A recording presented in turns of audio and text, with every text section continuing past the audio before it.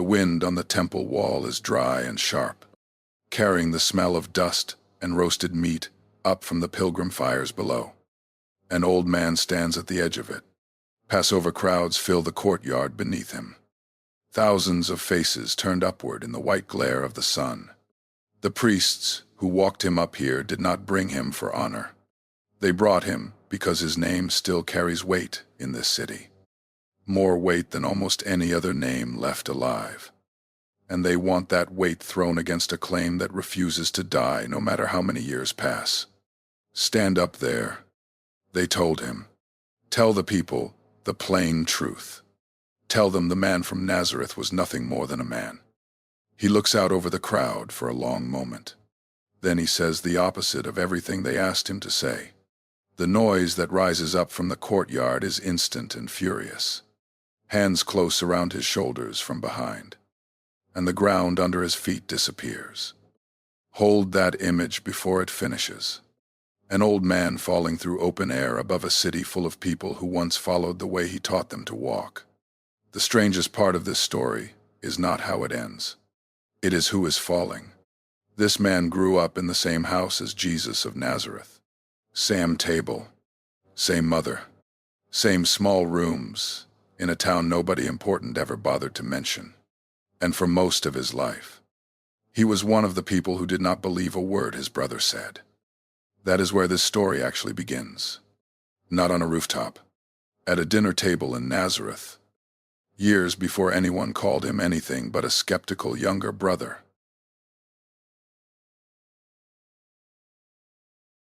The house in Nazareth was small, the kind of small where every conversation at the table belonged to everybody, whether they wanted it to or not. James grew up in that house as one of several brothers. The household of a carpenter, ordinary in every visible way, and the brother everyone in that house had known the longest. The one who had taught him to walk, who had sat beside him through every plain meal of his childhood, was the same man who would one day be called the Son of God by half the ancient world. None of that was obvious yet. For years, it was just Jesus, the oldest brother, the one who had picked up the family trade and then, without much warning, put it down again. He started teaching. He started drawing crowds in towns up and down the region. And the stories that came back to Nazareth were not the kind that made a family proud. People were saying he could heal the sick with a word. People were saying stranger things than that. The family sat with those stories the way any family would, turning them over, uneasy, trying to decide whether to be embarrassed or afraid. Mark's gospel records what the family actually did about it. They went out to restrain him, because people were saying he was out of his mind. His own household said this, walking out to physically bring him home before the situation, whatever it was, got any worse. James was almost certainly among them, old enough, present enough, close enough to the center of the family to have been part of that walkout to find his brother and pull him back to safety. Picture standing in that crowd, watching your own brother from a distance, hearing the things people were whispering about him, and feeling the strange discomfort of realizing you cannot tell anymore whether the man up there is your brother or a stranger wearing his face. John's gospel says it even more plainly, and does not soften the blow at all. Even his brothers did not believe in him. Sit with what that verse is actually admitting. The men who had the most evidence, who had lived in the same house, eaten from the same bowl, watched him grow from a child into a man, were the ones least convinced that anything unusual was happening. Strangers in far-off towns were leaving their nets and their tax booths to follow him on the strength of a single afternoon. His own brother had 30 years of evidence and still was not persuaded. There is something worth pausing on here, because it cuts against how these stories usually get told. People tend to imagine that faith should have come easiest to those closest to Jesus, and hardest to the outsiders who barely knew him. The truth ran the other way. Distance made belief easier. Familiarity made it almost impossible. James did not doubt because he was cruel or shallow. He doubted because he was too close to see clearly. The way a person can stand right beside a mountain and see nothing but rock. When someone standing miles away sees the whole shape of it rising against the sky. Whatever James believed about his brother during those years. It was a long way from the confession that would one day put him on a temple wall, being asked to deny it. That belief did not exist yet. Something else had to happen first. Something sudden enough to overturn 30 years of watching a man be simply human at the family table. That something was still ahead of him. On the far side of a hill, outside the city walls. On the far side of a grave. Grief does strange things to a house. After the crucifixion, the family of Jesus would have gone through the motions every grieving family goes through. The washing, the mourning, the low murmur of relatives coming and going with food. Nobody wanted to eat. James had lost his brother in the worst way a brother can be lost. Publicly, violently, at the hands of the state. In front of a crowd that included people he had grown up around. Whatever complicated feelings he carried about the last few years. Whatever unresolved arguments had passed between them at that family table in Nazareth. They were finished now. There would be no more conversations. That door had closed the way it closes for everyone who loses someone before they meant to say everything they needed to say. And then something happened that Paul, writing years later to the church in Corinth, records in a single short line, almost in passing, tucked into a longer list of resurrection appearances. After that, he appeared to James. One sentence. No description of the room. No record of what was said. No account of the look on James's face in the moment his brother walked back into his life. Paul does not linger on it. And maybe that restraint says something on its own. Because some moments are too large to dress up with detail. The early church did not need to embellish this one. It only needed to state that it happened. Picture what that morning would have actually required of James. He had spent years watching his brother from a careful distance. Unconvinced. Uneasy. Present at the edges of a movement he did not join. He had helped walk out to bring his brother home once. Back when the family thought he had lost his mind. Now the same brother is standing in front of him. Alive. 3 days after James had every reason in the world to believe him gone for good. There is no reasonable way to prepare for that. No argument to win your way into. No sermon that gets you there. The kind of doubt James carried for years. The doubt of over-familiarity. The doubt of a man who has seen someone at their most ordinary and cannot picture them as anything else. Does not get talked out of a person. It gets ended. And it seems to have ended for James in the space of one encounter. Quiet enough that history did not think to write down the words. Only the fact. We do not know what they said to each other in that room. Maybe there was an apology.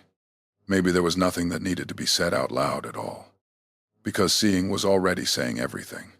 What we do know is what happened next. Because the record picks James back up a short while later in a very different posture than the one he held his whole life before this. In the book of Acts, after the ascension, the disciples gather in an upper room to wait and pray. And the text names who is there. The brothers of Jesus are among them. The man who once thought his brother needed to be brought home before he embarrassed the family further is now praying alongside the very people he used to watch from a distance, with folded arms and a doubtful face. The turn is fast, and it is total. Within a matter of years, James is not simply a believer sitting quietly in the back of the room. He becomes one of the recognized leaders of the entire Jerusalem church. A man Paul himself will later describe as one of its pillars. The brother who doubted longest becomes one of the men the whole movement leans on hardest. That kind of reversal deserves a pause. Because it is easy to read history backward and assume the ending was always coming. It was not.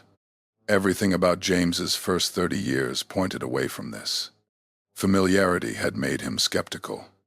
Distance had made strangers believe faster than family. And then one morning undid all of it. Not with an argument, but with a presence that could no longer be explained away. James walked out of that room a changed man. But changed is a soft word for what actually happened. He walked out, having traded a lifetime of careful distance for a life that would now be spent entirely inside the thing he once doubted. And a life spent that close to the center of a movement this dangerous does not stay quiet for long. Trouble was already on its way to Jerusalem. And James, so recently converted, was about to be handed responsibility for a community that trouble would fall on hardest. The word reaches Jerusalem before the body does. Herod Agrippa has had James, the son of Zebedee, one of the original 12, put to death by the sword. It is the first time an apostle has been executed by the state, and the church absorbs the news the way a body absorbs a blow it did not see coming. All at once, with the wind knocked clean out of it, Peter is arrested next, thrown into prison. And for a few days nobody in Jerusalem knows whether he will be next to die or whether he will walk out of that cell in the middle of the night. The city is not a safe place to follow the man from Nazareth. It has not been safe for a while, and it is getting worse. This is the church that the other James, the brother of Jesus, now leads. Not a peaceful congregation meeting in comfortable rooms. A community under a real and immediate threat, watching its leaders get pulled out one by one, never certain who the next name on the list will be. It is worth sitting inside that fear before moving past it. Because this is the actual room James is writing from, when he picks up a pen and tells scattered believers to consider it pure joy whenever they face trials of many kinds. Those words did not come from a man in a quiet study with nothing at stake.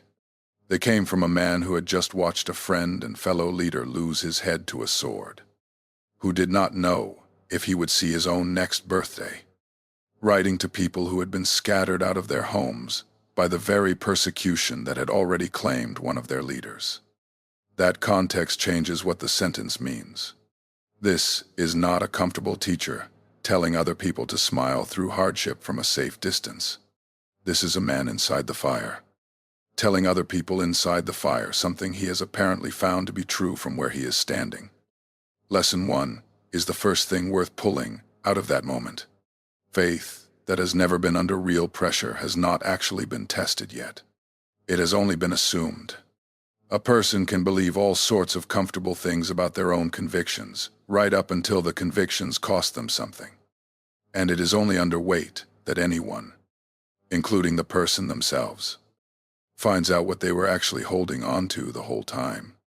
James had been converted for years by the time he wrote this. He had led a congregation, made hard decisions, built a life on the resurrection he witnessed with his own eyes.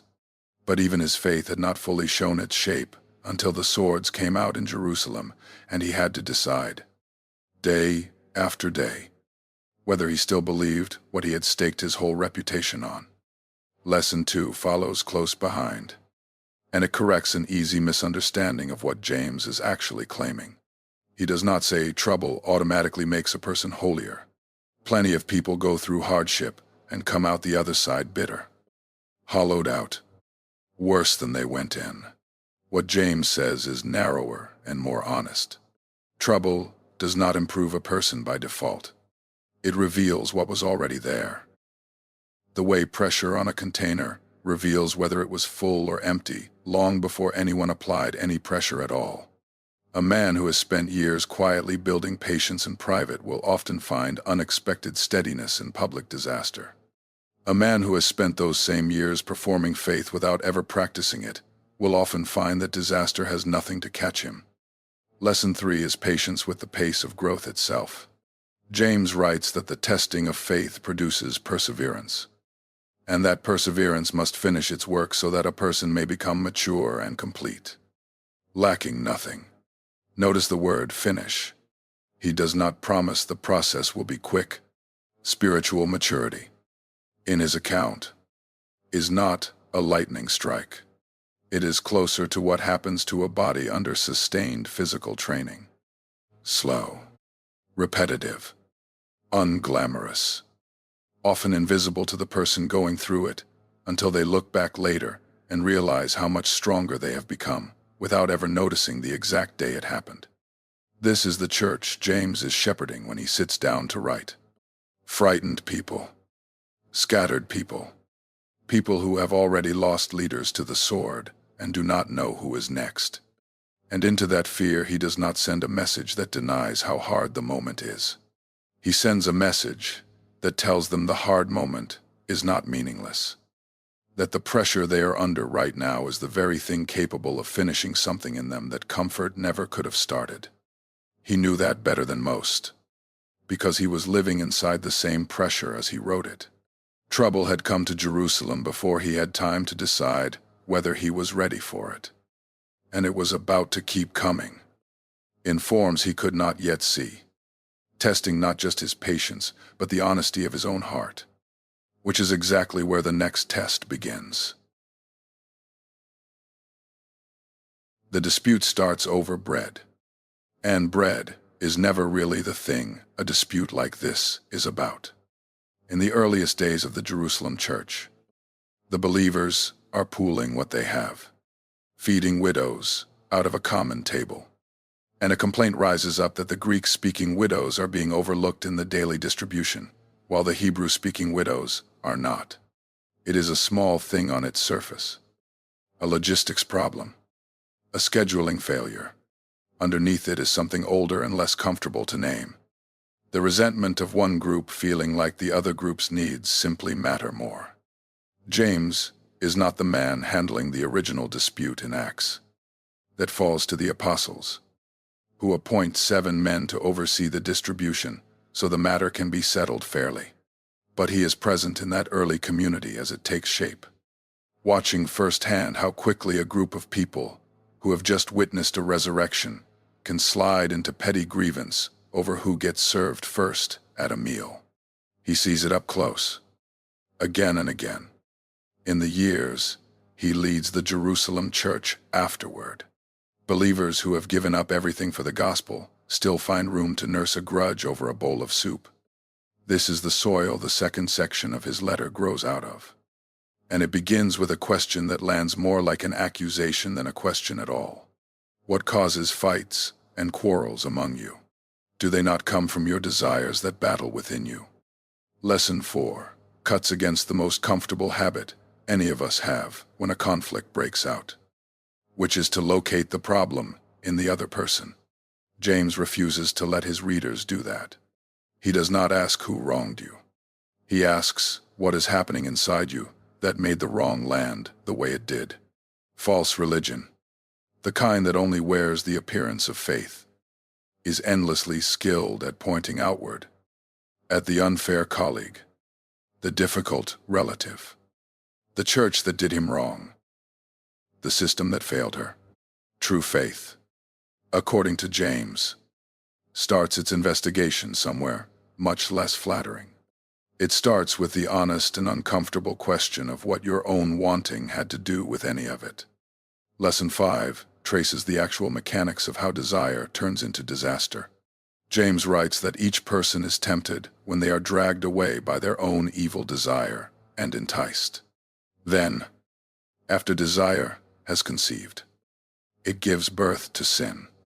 And sin, when it is full grown, gives birth to death. Read that sequence slowly, because it is describing a process, not an event. Nobody wakes up and commits a betrayal out of nowhere.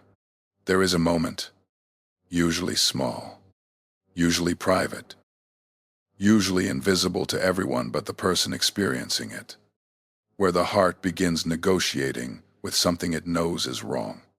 That negotiation feels harmless because nothing has happened yet. No line has been crossed. No word has been said. No action has been taken. But the negotiation is the actual battlefield. by the time the outward sin appears. The real contest has already been decided somewhere inside, weeks or months or years earlier. In a heart that kept entertaining a conversation, it should have ended the first time it started. This is a harder teaching than it sounds, because it removes the excuse most people reach for first. It was the situation. It was the pressure I was under. It was the way she talked to me. James is not denying that circumstances are real. He is pointing at something underneath the circumstances. The desire that circumstances only exposed rather than created. A man does not become someone he was never becoming. The seeds were there long before the harvest showed up. Lesson 6 arrives as something closer to relief after 2 lessons that land heavy. And it matters that James does not leave his readers sitting only in the weight of the first 2. He writes that every good and perfect gift is from above, coming down from the Father of the heavenly lights, who does not change like shifting shadows. God, James insists, is not the author of the temptation that leads a person toward death. God is the source of every good thing that actually leads somewhere worth going. The same God who watches the widows get overlooked at the table, who watches quarrels break out among people who should know better, is not standing over any of it setting traps. He is still handing out good gifts into the middle of a community that keeps fumbling them. There is a kind of mercy folded into that reversal. James has just walked his readers through an unflinching account of how their own desires produce the very conflicts tearing their community apart. And then, instead of leaving them there, under the weight of the diagnosis, he points them toward the only source capable of doing anything about it. Not a technique for suppressing desire through sheer will. A relationship with the giver of every good thing. The one who does not shift, and does not change, and does not tempt. Standing ready with better gifts than the ones the heart keeps grasping after on its own. James had watched a young, resurrection-born community nearly fracture over a bowl of soup. He knew exactly how fast desire could turn into division inside people who genuinely loved God. And he knew, because he was watching it happen in the room where he lived, that naming the desire honestly was the only place any real healing could start. The room in Jerusalem is packed and loud, voices rising over each other, and the question on the table is large enough to split the entire movement in 2. Must Gentile believers be circumcised and follow the law of Moses to be saved? This is the council recorded in Acts chapter 15, and it is not a minor theological footnote.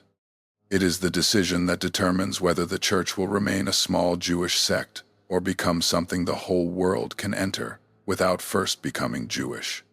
Paul and Barnabas argue one way. Men from the Pharisee party argue another. Peter stands and speaks. The room listens to case after case. Testimony after testimony. Everyone in that space, hearing exactly the same words, spoken into exactly the same air. And here is what the scene makes plain without ever stating it directly. All of these people hear the same thing. Not all of them walk out changed by it. James is the one who speaks last, and his word settles the matter. Acts records that after he speaks, the whole assembly falls silent, and his judgment becomes the judgment of the council. It is a striking moment of leadership. But the detail worth sitting with is not James's authority. It is the room itself. The fact that identical words landed on different hearts in the same space and produced different outcomes. Some in that room had clearly already decided what they wanted to hear before anyone opened their mouth. Others let the testimony actually move them somewhere new. Hearing, it turns out, is not one thing. It happens to everyone in the room, and it changes almost no one automatically. This is the experience James is drawing on when he writes, later, to scattered believers, that they should be quick to listen, slow to speak, and slow to become angry, and then adds the line that gives the whole letter its center of gravity. Do not merely listen to the word. and so deceive yourselves. Do what it says. Lesson 7 is aimed at a very specific and very common form of self-deception. The kind that feels like spiritual health while actually being its opposite. A person can sit through years of good teaching, nod along at every point, feel the appropriate emotional response at the appropriate moment, and still walk out of the room every single time exactly the same person who walked in. James calls this deceiving yourself. And the word choice matters. It is not that such a person is lying to others. It is that they have managed to fool the one person hardest to fool, themselves, into believing that agreement is the same thing as obedience. Lesson 8 gives that self-deception a shape James finds almost impossible to improve on. He compares the person who hears the word but does not do it to a man who looks at his face in a mirror and, after looking at himself, goes away and immediately forgets what he looks like. It is a small, almost comic image, and that is exactly its power. Everyone has had the experience of catching their reflection and noticing something. A piece of food caught in their teeth, hair out of place, and then walking away and forgetting entirely, only to be reminded hours later by someone else's reaction. James is saying, religious hearing without action works exactly the same way. The mirror shows something true. The truth registers for a moment. And then, without any real resistance, without any decision to reject it, the truth simply evaporates, crowded out by the next thing demanding attention. Lesson 9 is where James turns the mirror into something with teeth. He writes that the one who looks intently into the perfect law that gives freedom, and continues to do this, not forgetting what they have heard, but doing it, will be blessed in what they do. Notice the verb he chooses. Not glances. Looks intently. Continues. This is not a single moment of insight that changes everything by itself. It is a practiced posture. A person who keeps returning to the same mirror on purpose, letting what they see there actually rearrange how they live, day after day, long after the initial impression should have faded on its own. James had stood in a room where the exact same words produced radically different outcomes in different people, and he had watched it happen at the highest possible stakes, in a council deciding the future shape of the entire church. He knew, better than almost anyone alive at that moment, that the sound of truth entering a room guarantees nothing on its own. Something else has to happen after the hearing. Something that has almost nothing to do with how clearly the words were spoken, and almost everything to do with what the listener chooses to do once the room goes quiet again. The famine does not announce itself all at once. It arrives the way most disasters arrive. A bad season followed by a worse one. Grain prices climbing, then climbing again, until the people who were already poor stop being able to feed their children, and the people who were comfortable start noticing gaps on their own tables for the first time. Acts records that a prophet named Agabus stands up during this period and predicts a severe famine spreading across the entire Roman world, and that it happens just as he said. During the reign of Claudius, the believers in Antioch respond by taking up a collection, each according to their ability, and send it to the elders in Judea, to the very city James is now leading. The relief does not arrive as an abstraction. It arrives as grain and coin carried by hand into a city where widows and orphans, the people with no husband or father to provide for them, are the ones who feel a famine first and feel it hardest. James stands in the middle of that, overseeing a congregation that includes people who genuinely do not know where the next meal is coming from, watching the relief from Antioch get distributed among people whose faces he knows, whose names he knows, whose children he has watched go hungry in a city that still calls itself the center of the faith. This is the room he is standing in when he writes what may be the single most quoted verse of his entire letter. Religion that God our Father accepts as pure and faultless is this: to look after orphans and widows in their distress, and to keep oneself from being polluted by the world. Lesson 10 is a redefinition, and it is worth noticing how quietly James delivers something this radical. He does not say religion is measured by correct doctrine, though he clearly cares about truth. He does not say it is measured by how carefully a person avoids visible sin, though he clearly cares about personal holiness too, since he includes it in the very same verse. What he says is that pure religion, the kind God actually accepts, shows up in a specific and unglamorous place. In whether a person looks after the people with no one else to look after them, not admired, not celebrated, looked after, in the plain and practical sense of making sure a widow has food and an orphan has shelter. Lesson 11 follows from watching what happens when that kind of attention is absent. A faith that never touches the person with nothing to offer in return has quietly become something smaller than what James is describing. Even if every other box gets checked, a congregation can sing well, pray often, hold correct beliefs about every major doctrine, and still, in James's own accounting, be missing the very thing that makes any of it count as pure religion. If the widow at the edge of the room remains invisible to everyone inside it. Lesson 12 is the one that keeps James's definition from collapsing into pure activism. And it matters that he holds both halves of the sentence together rather than choosing one. Pure religion looks after orphans and widows, and it keeps itself from being polluted by the world. James is not trading personal holiness for social concern, as though a person has to pick one. He is insisting the two were never actually separate to begin with. A holiness that never leaves the individual soul and never reaches the widow next door is not the full picture he is describing. And a compassion that reaches the widow while ignoring the corrupting pull of the world is not the full picture either. Real religion, in his account, has both hands, one holding the self accountable, the other reaching toward whoever has been left with nothing. James had watched a famine strip his own city down to what actually mattered. He had stood in the distribution lines, watched grain from Antioch pass from hand to hand into households that had nothing left. And he had seen, with total clarity, exactly which parts of religious life turn out to be decoration and which parts turn out to be the whole point. It was not the correct opinion, held in comfort.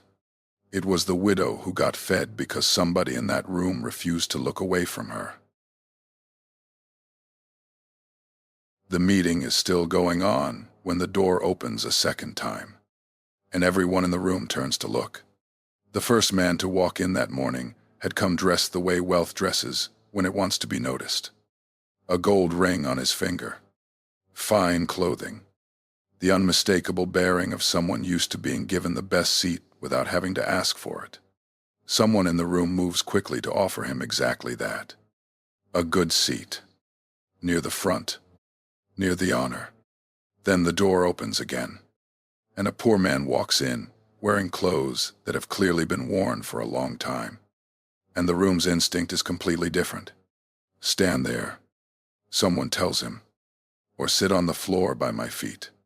No one moves to make space. No one offers the good seat to this one. James did not invent this scene. He describes it as something happening. Present tense, in his own words. If a man comes into your meeting wearing a gold ring and fine clothes, and a poor man in filthy old clothes also comes in, this is not a hypothetical, dressed up for effect. This is James naming a pattern he has watched happen in real gatherings. In a Jerusalem congregation, that is.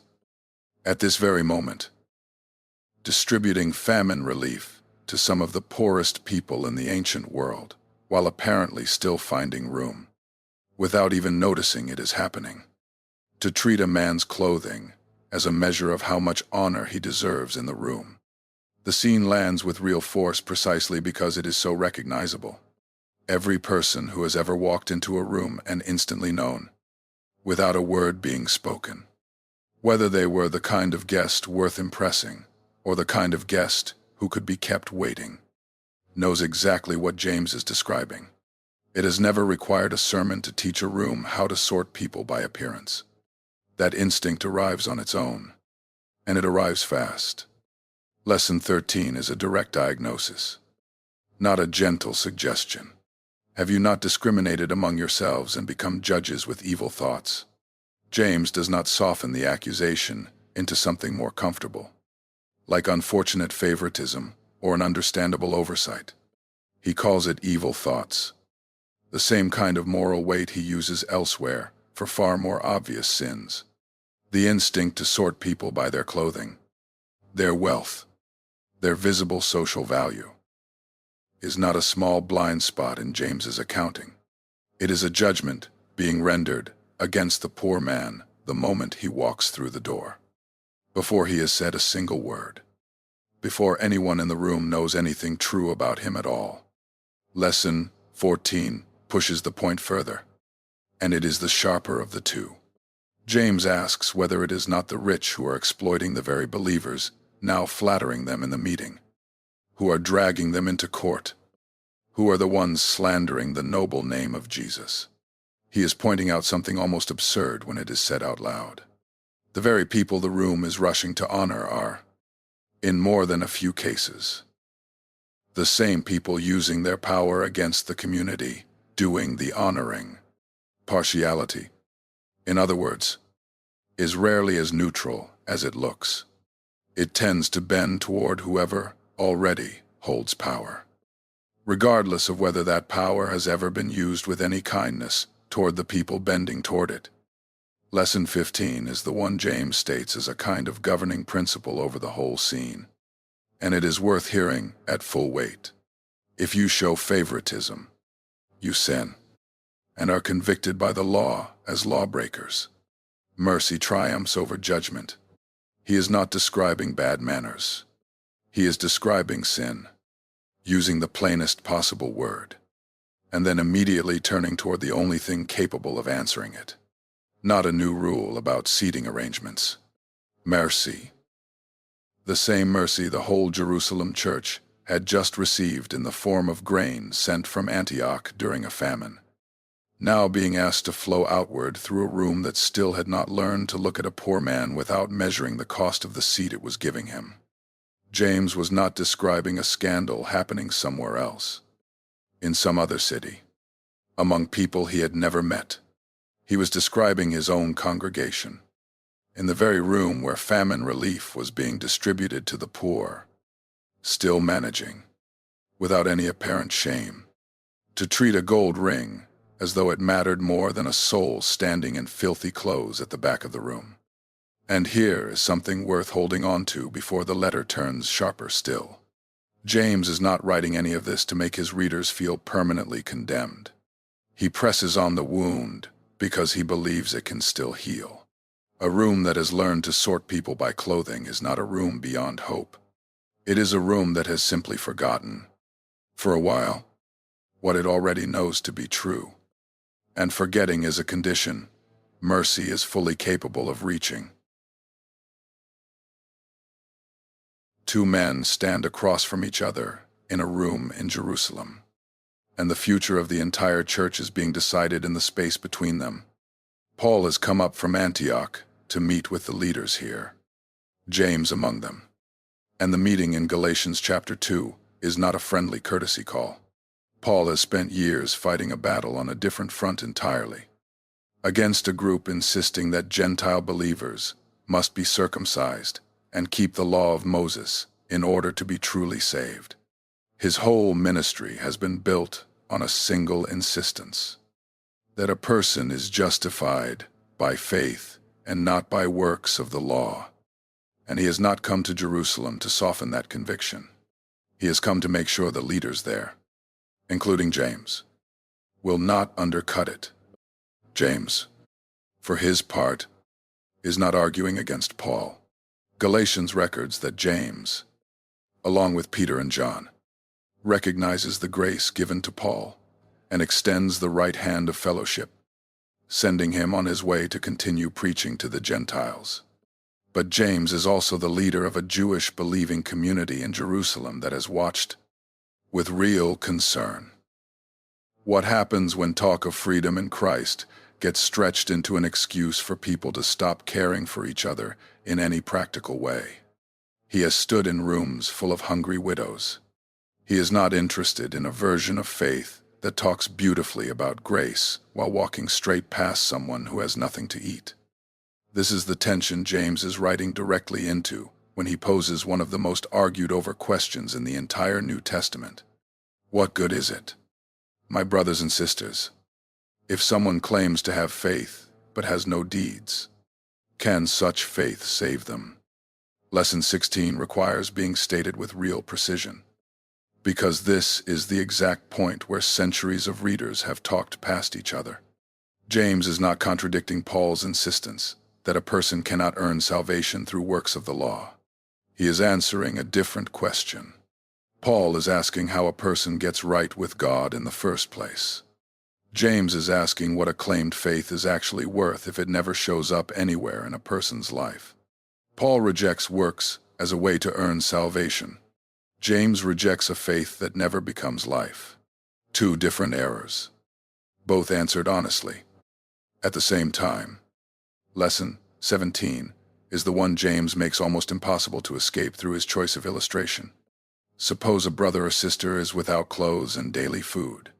If one of you says to them, "Go in peace, keep warm and well fed," but does nothing about their physical needs, what good is it?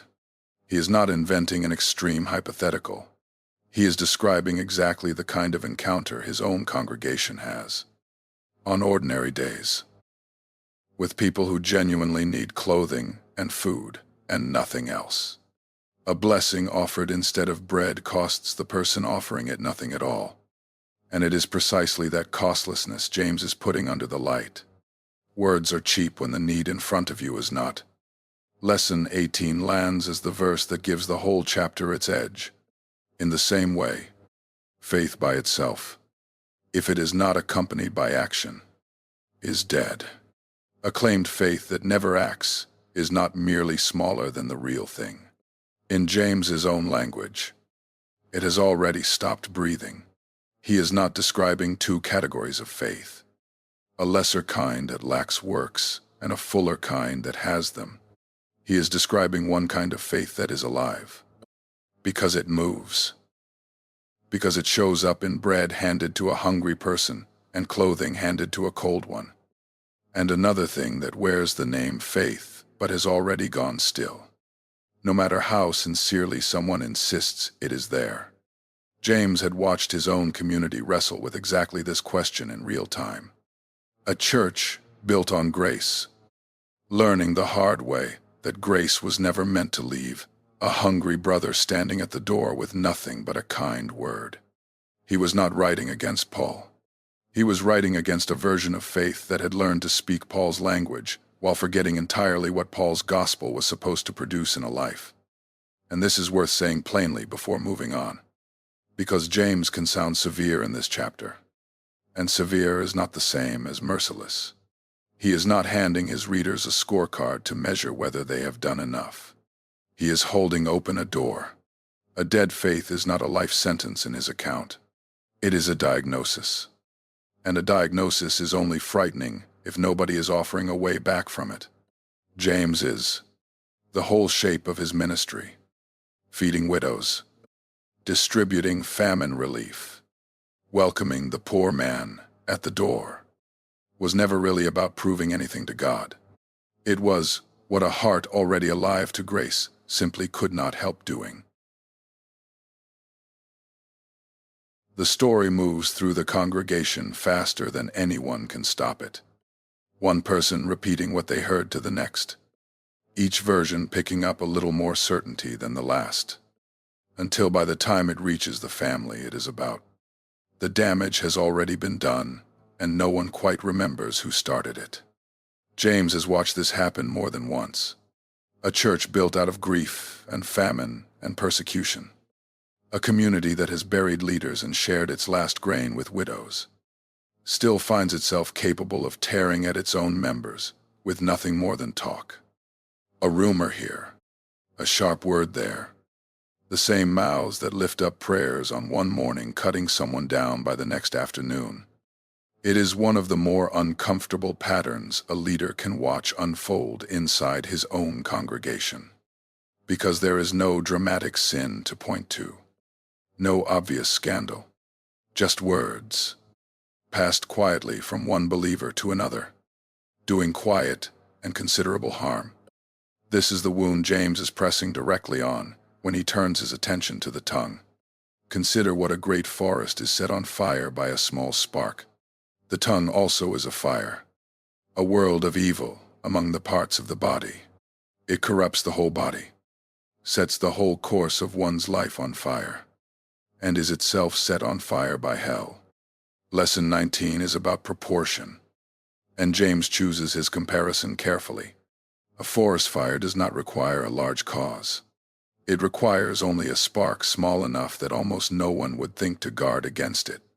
A single sentence, said carelessly in a hallway or repeated quickly out of habit, rarely feels significant in the moment it leaves a person's mouth. James is warning that the size of the words has almost nothing to do with the size of the damage they can do once they start spreading through a community that was never braced for them. Lesson 20 is the one James delivers with the most visible frustration, because it exposes a contradiction he cannot make peace with. With the tongue we praise our Lord and Father, and with the same tongue we curse human beings, who have been made in God's likeness. Out of the same mouth come praise and cursing. My brothers and sisters, this should not be. He is naming something almost absurd when it is said plainly. The same mouth that sings on a Sunday morning can wound a person by Monday afternoon. And the two acts come from the identical set of lips, as though praise and cruelty could simply take turns using the same instrument without either one costing anything. James refuses to let that pass as normal. A spring, he goes on to say, does not pour out both fresh water and bitter water from the same opening. Human beings, somehow, have found a way to do exactly what a spring cannot. Lesson 21 is quieter than the first two, and it locates spiritual maturity somewhere most people would not think to look for it. James does not measure maturity by how much a person knows or how eloquently they can speak. He measures it, at least in part, by what a person is able to hold back. Anyone who is never at fault in what they say is perfect, able to keep their whole body in check. He writes, treating the tongue as the hardest part of the body to control, precisely because it moves faster than judgment usually can. The words a person refuses to say in the heat of the moment. The sharp reply they swallow instead of releasing. The accusation they choose not to repeat, even though it is true. These unglamorous acts of restraint are, in James's accounting, some of the clearest evidence of a faith that has actually taken root. James had led a congregation through famine and persecution, and watched it survive both. What he could not always protect it from was itself. The ordinary damage a community does to its own members, with nothing more than talk. He knew the tongue did not need an enemy outside the walls to do real harm. It only needed a room full of people who had never learned that the same mouth that praises God is fully capable of setting a friend's reputation on fire, and that the difference between the two comes down to a restraint most people never think to practice until it is already too late. Two respected voices in the Jerusalem congregation are still going at it an hour after the meeting was supposed to end, and the room around them has gone quiet. In the particular way a room goes quiet when everyone is watching, two people who used to be friends. It started as a disagreement over how a passage of Scripture should be applied, the kind of question serious believers argue about because they care. But somewhere in the last hour, it stopped being about the passage. One man has found the sharper line, the quicker comeback. The argument that leaves the other with nothing left to say. He delivers it, and a few people in the room nod. And something settles over the space that has nothing to do with truth being served.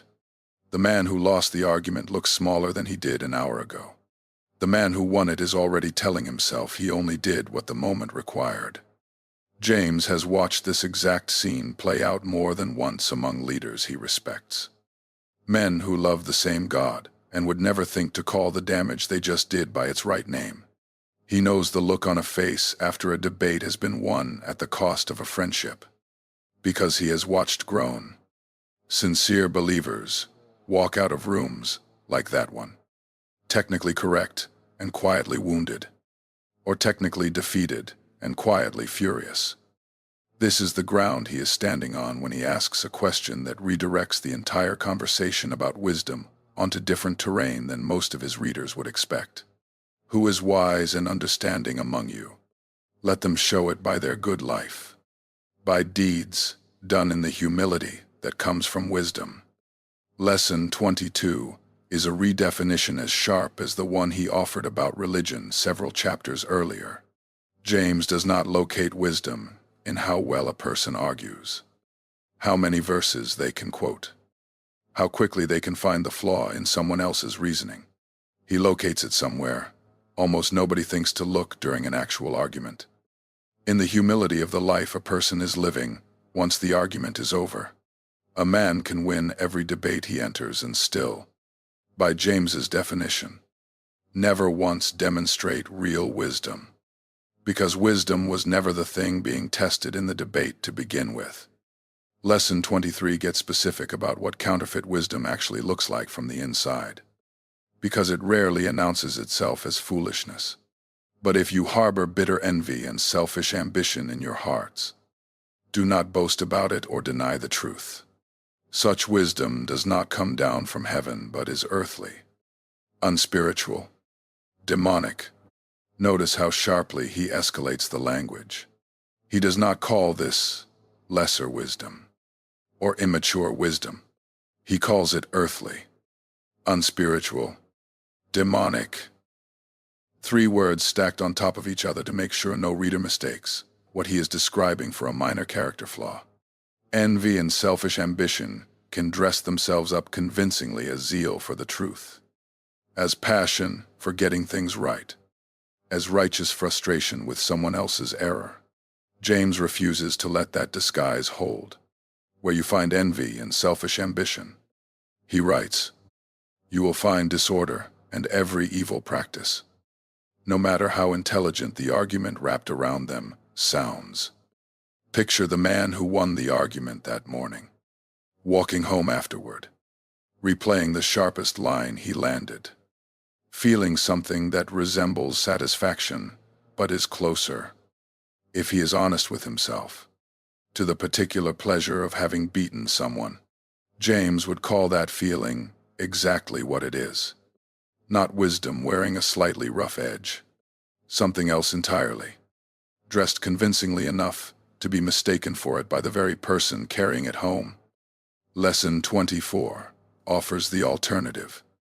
And it is worth hearing slowly because of how different its list of qualities is from anything that typically wins an argument in the moment.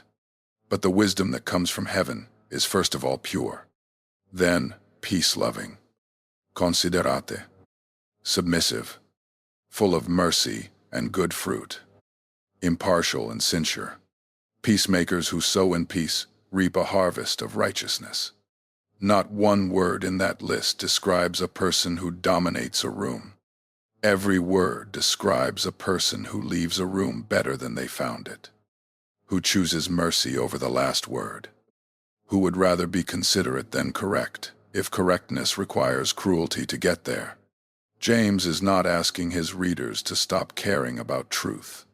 He is asking them to notice that the way truth gets defended matters almost as much as whether it gets defended at all. Because a true point delivered without mercy can do exactly the same damage as a lie. James had watched intelligent, sincere believers wound each other in the name of being right. He had watched arguments that started over real theological questions curdle into contests of pride, and he had come to a conclusion that cuts against how most people, in every generation, tend to measure wisdom. It is not the sharpest voice in the room. It is the one who, after speaking, leaves the room with more peace in it than it had before. There is a man in the Jerusalem congregation who prays every morning and would be genuinely offended if you suggested his faith was not real. He also spends most evenings figuring out how to get slightly further ahead of the men he does business with. How to be seen by the right people. How to make sure his name is mentioned when good things are being handed out. He does not think of this second life as a betrayal of the first one. He thinks of it as simply how the world works. A separate room in the same house. One he never has to walk through the door of on his way to prayer. James has met this man, or someone very much like him, more than once. He has watched believers hold two lives at the same time, without any apparent sense that the two might be in conflict. One life bent toward God on Sabbath mornings. Another life bent toward advantage and appearance every other hour of the week. And no bridge ever built between the two. He has also felt the pull of a related pressure from a different direction entirely. From outside, the Jerusalem church exists under the constant, watchful suspicion of the temple authorities, who have already executed one apostle and imprisoned another, and under the distant but very real eye of Rome, which tolerates religious movements right up until they look like a threat to public order. The temptation sitting in front of a leader under that kind of pressure is never presented as betrayal when it shows up. It is presented as wisdom, as prudence, as simply being realistic about the world he actually has to lead his people through. Soften the message a little, blend in a little more, give the authorities slightly less to be suspicious of. This is the exact temptation, worn by two different faces, that James is naming when he writes some of the most confrontational lines in his entire letter. You adulterous people, do you not know that friendship with the world means enmity against God? Anyone who chooses to be a friend of the world becomes an enemy of God. Lesson 25 traces conflict back to its actual source rather than its surface appearance. What causes fights and quarrels among you? He asks again, echoing a question he raised earlier in the letter, and answers it the same way.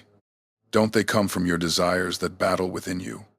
External conflict, in James's account, is almost never the true origin point of a problem. It is the visible symptom of an internal contest that has already been running for a while, unresolved, underneath the surface, between what a person wants and what they claim to want. Lesson 26 is the one that gives the chapter its name, because James is describing something more specific than ordinary sin. He is describing a kind of religious life that wants two incompatible things at once and refuses to notice the incompatibility. You ask and do not receive, because you ask with wrong motives, that you may spend what you get on your pleasures. Think again of the man with two rooms in the same house, kneeling in the first room every morning, asking God to bless a life he is about to go build in the second room without ever inviting God through that door. Worldliness, in James's picture, rarely looks like open rebellion. It looks like a person praying sincerely while their whole heart remains aimed somewhere else entirely, hoping God will bless the aim without ever asking them to change it. Lesson 27 is the invitation James offers immediately after the accusation, and its tone shifts in a way worth noticing. Come near to God, and he will come near to you. He does not leave his readers sitting only under the weight of the word adulterous. He follows it, within the same breath, with an open door. Wash your hands, you sinners, and purify your hearts, you double-minded. Grieve, mourn, and wail. Humble yourselves before the Lord, and he will lift you up. James is not writing off the divided heart as a lost cause. He is naming it precisely so it can be healed. Because a divided heart that has never been named honestly has no real path back to being whole. The two rooms can become one room. That is the entire point of naming them separately in the first place.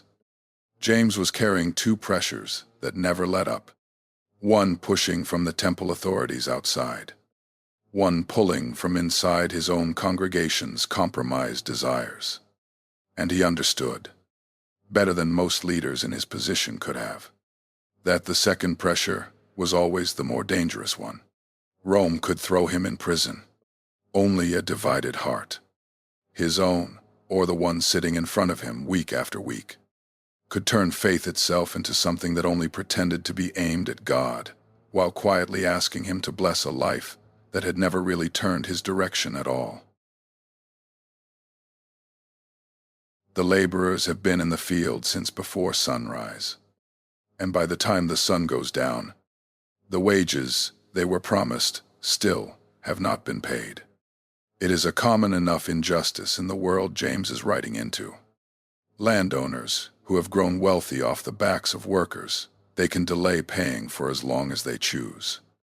Because the worker has no leverage, and the landowner has every advantage the law and custom can offer him. Jerusalem is full of this kind of quiet, ordinary exploitation. The rich getting richer through decisions that never quite rise to the level of a scandal. Just a wage held back another day, another week, while the family waiting on it goes without. James has watched this pattern long enough to have run out of patience with it. And when he turns his attention to the wealthy in his letter, the gentleness he shows elsewhere disappears almost entirely. Now, listen, you rich people. Weep and wail because of the misery that is coming on you. Your wealth has rotted, and moths have eaten your clothes. Your gold and silver are corroded. Their corrosion will testify against you and eat your flesh like fire. Lesson 28 has less to do with money itself and more to do with a particular kind of forgetting that wealth tends to produce. Now listen, you who say, today or tomorrow, we will go to this or that city. Spend a year there. Carry on business and make money. Why? You do not even know what will happen tomorrow. What is your life? You are a mist that appears for a little while and then vanishes. James is not condemning planning or ambition as such. He is condemning the quiet, almost invisible assumption sitting underneath so much planning. The assumption that tomorrow belongs to us by right. That the future is a possession we already hold, rather than a gift we have never once been guaranteed. Lesson 29 corrects an easy misreading of everything James has just said. He is not arguing that money itself is evil. And nowhere in the letter does he suggest that having wealth is automatically a sin. What he is naming is what wealth does to perception when it goes unexamined. The way abundance can quietly convince a person they are more secure, more in control, more permanent than they actually are. Look, the wages you failed to pay, the workers who mowed your fields are crying out against you. The cries of the harvesters have reached the ears of the Lord Almighty. The danger James points to is not possession. It is the particular kind of blindness that possession makes possible. A wealth so comfortable, it stops seeing the worker standing right in front of it. Lesson 30 is the corrective James offers, in place of the false confidence he has just spent several verses tearing down. Instead, you ought to say, if it is the Lord's will, we will live and do this or that. As it is, you boast in your arrogant schemes. All such boasting is evil. He is not telling his readers to stop making plans.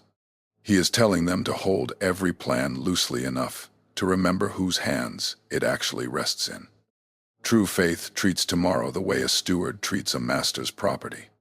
Carefully, responsibly, but never as though it belongs to him outright. False religion treats tomorrow the way an owner treats his own land, forgetting entirely that the deed was never really in his name. James had watched wealth do something to people that poverty rarely does. Wrap them in a false sense of permanence, thick enough to make them forget both the workers underneath them and the God above them. He was not writing against having money. He was writing against the particular kind of soul money can produce when a person stops asking who it actually belongs to and starts believing, quietly and without ever saying so out loud, that tomorrow was always theirs to spend. The temple courts are nearly empty this early. Just a few priests moving through their duties in the gray light before the crowds arrive, and an old man kneeling alone near the same walls he has climbed to pray on for years. By this point in his life, James has led the Jerusalem church through famine and persecution, through internal disputes and external threats, through every test his own letter has already named. He is old now, old enough that the years of kneeling have marked his body in a way visible to anyone who looks closely. Later, Christian writers, Eusebius among them, preserve a tradition that James prayed on his knees so often, for so many years, asking forgiveness for his people, that his knees grew as hard and calloused as a camel's.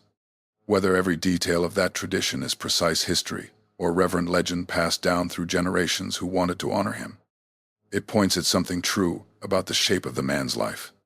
This was not a leader who prayed occasionally, when the moment called for it.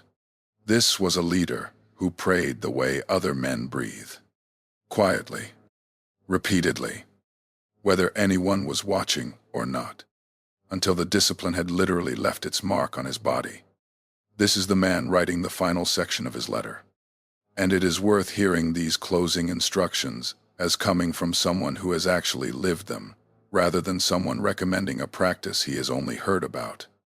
Lesson 31 is patience. And James reaches for an image every one of his readers would have recognized instantly from the world around them. Be patient. Then, brothers and sisters, until the Lord's coming. See how the farmer waits for the land to yield its valuable crop, patiently waiting for the autumn and spring rains. You too, be patient. A farmer does not stand over a field shouting at it to grow faster. He plants, and then he waits through seasons he has no power to speed up, trusting a harvest he cannot force into arriving early, no matter how much he wants it. James is telling a scattered, suffering community that faith works the same way, that some things simply take the time they take, and that the waiting itself, unglamorous and often invisible, is not wasted time, but part of the growing. Lesson 32 turns to prayer, and James refuses to let it remain an abstract spiritual idea. Is anyone among you in trouble? Let them pray. Is anyone happy? Let them sing songs of praise. Is anyone among you sick? Let them call the elders of the church to pray over them. The prayer of a righteous person is powerful and effective. He is describing something communal, embodied, practical. Not a private feeling kept behind closed eyes, but a congregation that actually calls for its elders when someone is sick, that actually gathers around each other in trouble, the same way it gathers around each other in joy. Prayer, in James's own life and in his instruction here, was never a performance meant to be seen. It was the plain, ordinary breath of a community that knew exactly how much grace it needed just to keep going. Lesson 33 closes the letter on a note that could easily have been left out, and its inclusion says something about what James believed. The whole point of everything he had written actually was, my brothers and sisters, if one of you should wander from the truth and someone should bring that person back, remember this. Whoever turns a sinner from the error of their way will save them from death and cover over a multitude of sins. After 32 lessons of testing, examining, exposing, James does not end by tallying up who passed and who failed. He ends by pointing his readers toward the person who has already wandered, and telling them their job is not to catalog the failure, but to go bring the person home. True religion, all the way to the final verse, is not a system for identifying who has gotten it wrong. It is a family willing to walk back out into the dark after the one who is lost. James knelt in that temple court, morning after morning for years no one was counting, praying for a city that had already killed one apostle and would eventually kill him too.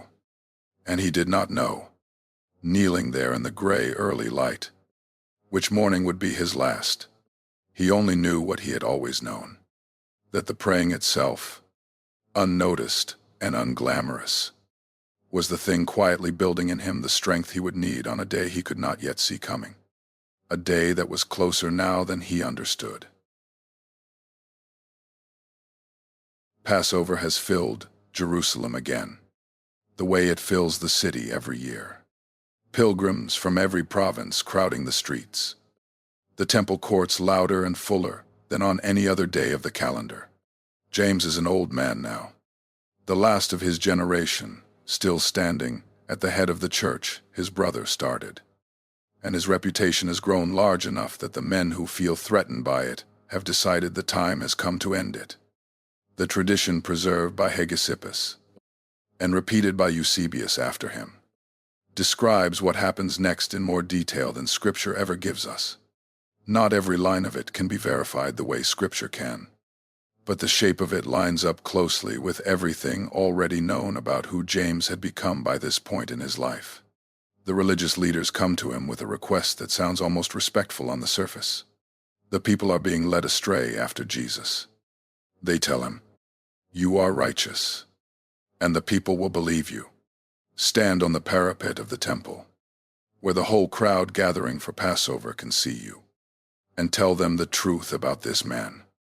They do not want his opinion. They want his name used against the very thing he has spent 40 years building it around. They walk him up to the height of the temple wall, and the crowd below goes quiet, waiting to hear what the most respected man left in the Jerusalem church is about to say about his brother. And James, standing where they told him to stand, in front of the very people they wanted him to persuade, says the opposite of what they came for. He tells them Jesus is the Christ, seated at the right hand of power, coming again on the clouds of heaven. The uproar is immediate. According to the tradition, some of the men who arranged this now realize they have made a serious mistake, that instead of silencing him, they have handed him the largest platform of his life and watched him use it exactly the way they feared he would. Someone decides the only way to undo what has just happened is to make sure James never speaks again. Hands push him from the height of the wall. He does not die from the fall. The tradition says he lands still breathing, and that he uses what strength is left in him to kneel one final time, in the same posture the temple guards had watched him hold morning after morning for years, and to pray, echoing, almost word for word, the prayer his brother had prayed from a cross decades earlier. "Father, forgive them, for they do not know what they are doing." The men below do not let the prayer finish him gently. Stones follow, and then a blow that ends it. There is something almost unbearable in the exactness of that echo. A man who spent the first 30 years of his life unable to believe his brother was anything more than a brother, dying decades later in the same posture, with the same words, forgiving the same kind of crowd that had once demanded the same kind of death. Whatever James believed about Jesus during those quiet, doubtful years at the family table in Nazareth, he clearly came, by the end, to believe it completely enough to die repeating it. The boy who once helped walk out to bring his brother home, back when the family thought Jesus had lost his mind, becomes the old man who will not walk back from a rooftop, not for any threat, not for any crowd, not even to save his own life. 40 years stand between those two scenes, and every one of those years, every widow fed, Every argument settled with mercy instead of pride. Every early morning spent kneeling alone in an empty courtyard had been quietly building toward a moment James could not have seen coming and would not, when it finally arrived, try to escape. James did not write his letter so you could grade the people around you. He wrote it in the middle of a life spent absorbing famine and persecution and the slow work of leading frightened people towards something steadier than fear. So it could be read against your own life first. So, before we close, walk back through the rooms this one man stood in, and notice, quietly, which one is yours tonight. Some of you are standing in the trouble James stood in, watching a friend lose everything and wondering if your own faith is anything more than a comfortable assumption you have never actually had to test. Remember that the testing is not there to destroy what you believe. It is there to show you what you were actually holding on to the whole time. Some of you are standing at the table where desire has already started negotiating, telling you the wanting is harmless as long as nothing has happened yet. Remember that the negotiation is the real battlefield, and that every good and perfect gift still comes from a Father who has never once changed his mind about wanting to give you something better. Some of you have just walked out of a room where you heard something true and felt something move in you, and are already, without meaning to, forgetting what you saw in the mirror. Remember that the blessing was never in the hearing. It was always in the doing. Some of you are standing next to a widow the rest of the room has stopped noticing, or a poor man in worn clothes nobody thought to make room for. Remember that pure religion was never measured by what you believe about the person in the corner. It was measured by whether you walked toward them. Some of you are holding a faith that speaks beautifully and does nothing, offering warm words to someone who needed bread. Remember that a faith without action is not a smaller faith. It has already stopped breathing. And James wrote that not to bury you under the diagnosis, but to hand you a way back to a pulse. Some of you just won an argument and are only now noticing the friends standing across from you look smaller than they did an hour ago. Remember that wisdom was never about who spoke last. It was about who left the room more at peace than they found it.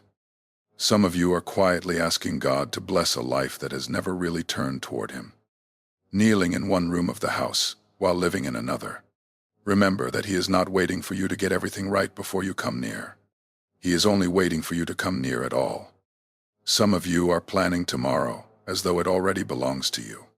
Remember that you are a mist, here for a little while, and that the mist that knows it is a mist tends to hold its plans, and its wealth, and its certainty, a great deal more gently than the mist that has forgotten. And some of you are just tired, worn down by waiting for a harvest that has not come yet, wondering whether the patience is even doing anything at all. Remember the farmer, and remember the old man kneeling alone in an empty courtyard morning after morning, whose knees grew hard and whose prayers, unnoticed for years, he were quietly building the strength he would need on the one morning he could not have seen coming. James did not close his letter by asking whether you admire him. Admiration was never the point, and it was never going to cost you anything. He closed it by describing a family that goes looking for the one who wandered, and brings them home. That is the last thing he wanted his readers thinking about. Not the failures already tallied, but the door still open behind every one of them. So here is the only question this whole story has been quietly asking from the very first page. Not whether you know what true faith looks like. You do now, in more detail than you probably wanted. The real question is smaller than that, and it has been waiting for you since the mirror was first held up. What have you done today that your faith would recognize as its own?